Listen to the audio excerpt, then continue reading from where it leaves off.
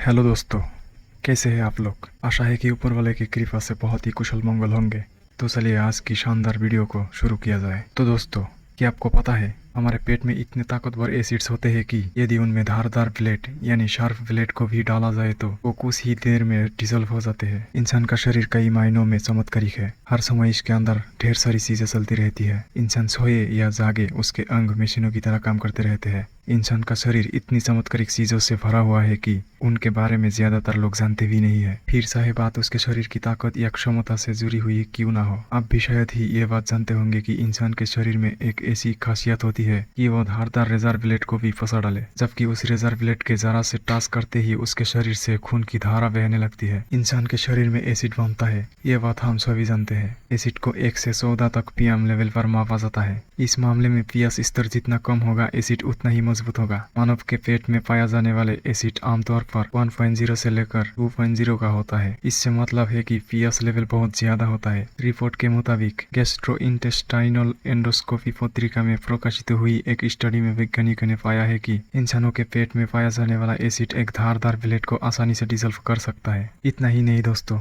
इस रिपोर्ट के मुताबिक पेट में पाया जाने वाला ये एसिड इतना ताकतवर है कि ये ब्लेड को मात्र 2 घंटे के अंदर डिजोल्व कर सकता है। यानी कि लोहे से बनी ये ब्लेड इस एसिड में 2 घंटे में घुल जाएगी और इंसान के शरीर को कोई नुकसान नहीं होगा। हालांकि ये जानना जरूरी है कि मुंह से पेट तक जाने के रास्ते के बीच ब्लेड शरीर को इतना नुकसान पहुंचा सकती है कि उसमें उस व्यक्ति की मौत भी हो सकती है। लिहाजा ऐसा प्रयोग अपने साथ करने की कोशिश भूलकर भी ना करें। दोस्तों, क्या आपको पता है सागर यानी समुद्र 50% ऑक्सीजन बनाते हैं। जी हाँ दोस्तों, समुद्र विश्व के सबसे बड़े इकोसिस्टम है, लेकिन मानवों ने इन्हें लगभग तहस नहस कर डाला है। समुद्रों के खत्म होने से सब कुछ खत्म हो जाएगा। इस स्थिति पर इन आंकड़ों की रोशनी में गौर कीजिए। धरती की 80% जैव विविधता और 97% पानी समुद्रों में है। धरती की 50% ऑक्सीजन समुद्र बनाते हैं। आर्कटिक की बर्फ से समुद्रों में 14,000 टन पानी हर सेकंड जाता है। पिघलती बर्फ से समुद्रों का जल स्तर हर वर्ष 3 मिलीमीटर बढ़ रहा है। समुद्र में हर वर्ष नदियों से 12 लाख से 20 लाख टन प्लास्टिक के वेस्ट जा रहा है। समुद्र में सबसे ज्यादा प्लास्टिक वेस्ट प्रशांत महासागर में हवाई और कैलिफोर्निया के बीच है। यह वेस्ट लगभग 16 लाख वर्ग किलोमीटर क्षेत्र में है।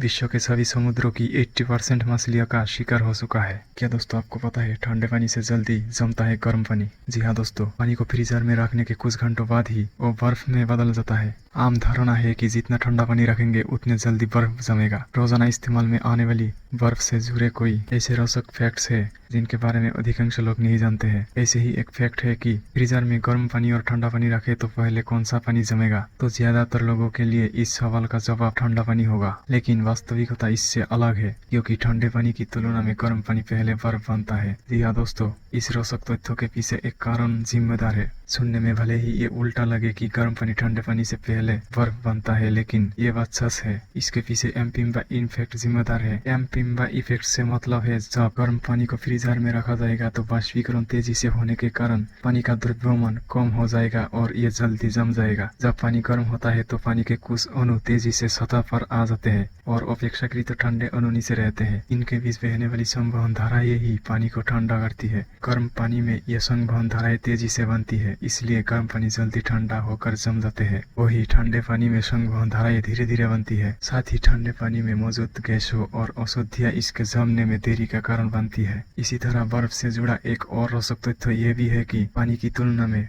बर्फ हल्की होती है, इसलिए टोनो वजनी बर्फ के ग्लेशियर भी पानी में आसानी से तैरते रहते हैं। इसके पीछे वजह बर्फ और पानी का घनत्व में अंतर होना है। पानी का घनत्व बर्फ के घनत्व की तुलना में ज्यादा होता है, इसलिए बर्फ पानी पर तैरती रहती है। तो दोस्तों, धरती पर पैर ज्यादा है या गैलेक्सी में तारे। धरती पर कितने पैर है इसकी गिनती पहली बार कुछ साल पहले अमेरिका की येल यूनिवर्सिटी ने की थी। साथ ही ये भी बताया था कि हर साल कितने पैर कम हो रहा है प्रदूषण के कारण। गर्म होते ग्रह को लेकर पूरी दुनिया की सरकारें, पर्यावरणविद और मौसम विज्ञानी आदि चिंता में है। ग्लोबल वार्मिंग को रोकने के लिए तरह तरह के प्रयास किए जा रहे हैं। उसके बाद भी इन प्रयासों को नाकाफी ही माना जा रहा है। ग्लोबल वार्मिंग के लिए जिम्मेदार कारणों की बात करें तो उसमें कार्बन डाइऑक्साइड का वृद्धि और पेड़ों की कटाई प्रमुख है। इसके बाद भी दुनिया में लगातार जंगल काटे भी जा रहे हैं। इसके अलावा जंगलों में लगी आग भी बड़ा नुकसान पहुंचा रही है। दुनिया में कितने पेड़ है इसकी गिनती कभी किसी देश या संगठन ने नहीं की। एक रिपोर्ट के मुताबिक कुछ साल पहले अमेरिका की येल यूनिवर्सिटी ने दुनिया में लगे पेड़ों की सही संख्या बताने का दावा किया था। इस यूनिवर्सिटी की रिसर्च रिपोर्ट नेचर मैगजीन में छपी और उसके मुताबिक दुनिया में 3.4 ट्रिलियन पेड़ है। रिसर्च में ये भी कहा गया है कि धरती पर पेड़ों की संख्या अब बमुश्किल आधी बची है, क्योंकि पहले यूरोप जहाँ जंगलों से ढंका दिखता था, अब उनकी जगह खेतों ने ले ली है। ऐसे ही स्थिति दुनिया के कई हिस्सों में है। इस रिसर्च के मुताबिक हर साल दुनिया में 15 अरबों पेड़ काटे जा रहे हैं, लेकिन इसके बदले में 5 अरबों नए पौधे ही लगाया जा रहे हैं। इन 5 अरबों में से भी एक बड़ा हिस्सा कुछ ही समय में खत्म हो जाता है। ये जानकर आप और भी चौंक जाएंगे कि भले ही पूरी दुनिया पेड़ों की कम होती संख्या से इतनी परेशान है, उसके बाद भी धरती पर पेड़ों की संख्या हमारी आकाशगंगा में मौजूद तारों से कहीं ज्यादा है। नासा के विशेषज्ञों का मानना है कि आकाशगंगा में सितारों का संख्या 100 अरबों से 400 अरबों के बीच हो सकती है। यदि हम नासा के अधिकतम आंकड़ों को भी ले तो सितारों की संख्या धरती पर मौजूद पेड़ों से बहुत कम है।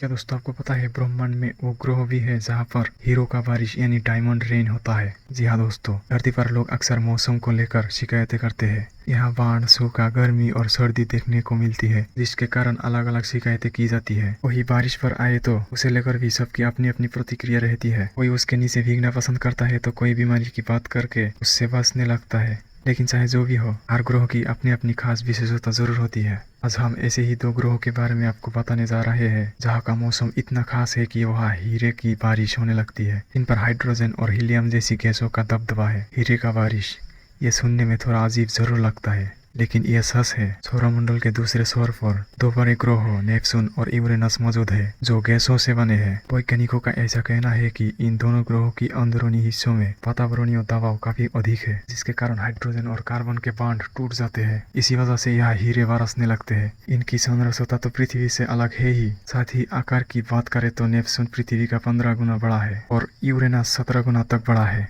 वैज्ञानिकों के हाल के एक प्रयोग में इस बात का पुष्टि भी हुई थी कि इन ग्रहों पर हीरे की बारिश होती है। हीरे की बारिश के पीछे की वजह समझना भी काफी आसान है। जैसे हमारे वातावरण में जो वायुमंडलीय दबाव होता है, उसके जरिए जल वाष्पों का कंडेंशन